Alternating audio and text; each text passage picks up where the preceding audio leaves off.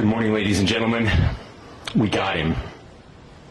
On the evening of September 11th, a family member of Tyler Robinson reached out to a family friend who contacted the Washington County Sheriff's Office with information that Robinson had confessed to them or implied that he had committed the incident.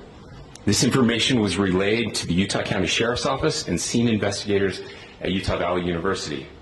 This information was also conveyed to the FBI. Investigators reviewed additional video footage from UVU surveillance and identified Robinson arriving on UVU campus in a gray Dodge Challenger at approximately 8:29 a.m.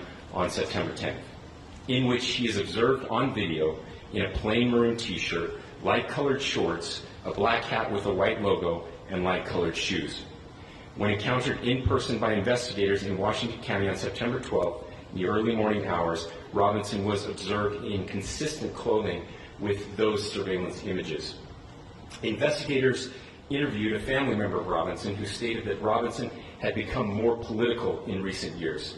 The family member referenced a recent incident in which Robinson came to dinner prior to September 10th, and in the conversation with another family member, Robinson mentioned Charlie Kirk was coming to UVU. They talked about why they didn't like him and the viewpoints that he had. The family member also stated Kirk was full of hate and spreading hate. The family member also confirmed Robinson had a gray Dodge Challenger. Investigators identified an individual as the roommate of Robinson. Investigators interviewed that roommate, who stated that his roommate, referring to Robinson, made a joke on Discord. Investigators asked if he would show them the messages on Discord. He opened it and showed several messages to investigators and allowed investigators to take photos of the screen as each message was shown by Robinson's roommate. These photos consisted of various messages, including content of messages between the phone contact named Tyler with an emoji icon and Robinson's roommate's device. The content of these messages included messages affiliated with the contact Tyler, stating a need to retrieve a rifle from a drop point, leaving the rifle in a bush, messages related to visually watching the area where a rifle was left, and a message referring to having left the rifle wrapped in a towel. The messages also refer to engraving bullets and a mention of a scope and the rifle being unique.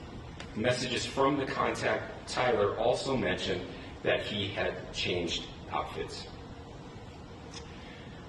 I know there's been speculation as well as to the writing on those casings, those bullet casings, and I believe we have that as well.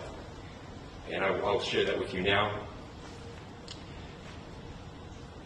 So the area north of Campus Drive Road where the suspect crossed over, you saw some of that in the video that we released last night, consists of a grassy area with trees on the edge of the UVU campus.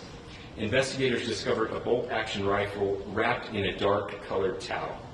The rifle was determined to be a Mauser Model 98 30-06 caliber bolt-action rifle. The rifle had a scope mounted on top of it. Investigators noted inscriptions that had been engraved on casings found with the rifle.